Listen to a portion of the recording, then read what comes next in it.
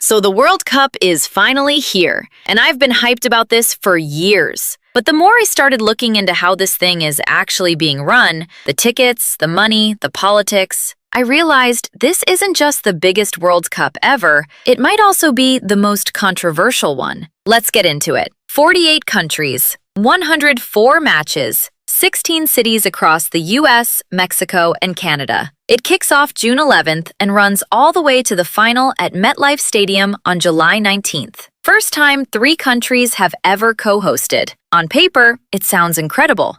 But then you try to buy a ticket. FIFA used dynamic pricing for the first time ever at a World Cup, meaning prices shift based on demand, like airline tickets. They said seats start at $60. What they left out is that a final ticket on FIFA's own platform can hit $6,730. On the resale market, some seats to the final are listed at $33,000. There was reportedly one listing on FIFA's official resale site asking $11.5 million for a soccer match.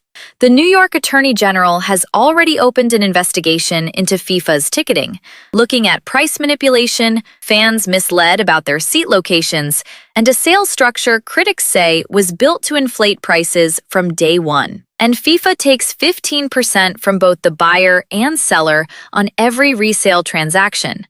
So they're profiting on every single flip. Now here's the part that genuinely bothers me. The fans who should be in those stadiums? A lot of them can't come. Haiti, Iran, Senegal, Ivory Coast all qualified for this World Cup, all facing US travel bans or serious visa restrictions. Haiti made it for the first time in over 50 years, and most of their fans can't legally set foot here for it. Amnesty International issued a travel advisory, backed by Human Rights Watch and the ACLU, warning visitors about ICE enforcement in host cities, detention risks, and invasive phone searches at the border. A lot of international fans read that and just decided it wasn't worth it. Hotels in several host cities are tracking below expectations.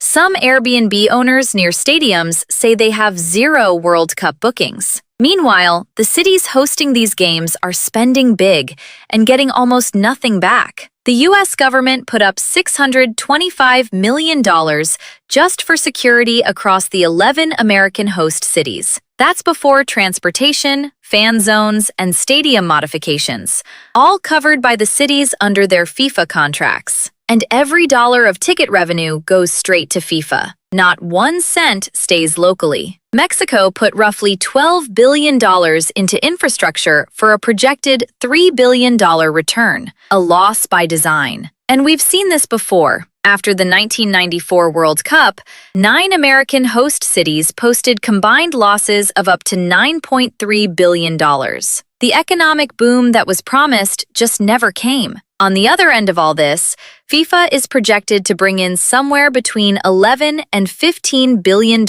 this cycle. Broadcast rights alone are worth $3.9 billion. Their president, Gianni Infantino, has been in and out of the White House constantly, even created a FIFA Peace Prize and gave it to Trump earlier this year. That relationship has shaped a lot of this tournament, from Iran's participation being uncertain to how immigration enforcement plays out during the games. Look, the soccer is going to be great, but football unites the world is a hard sell when qualifying nations can't get their fans in, regular people can't afford to go, and host cities are likely walking away in the red. The game is beautiful. The business around it, that's a whole other story.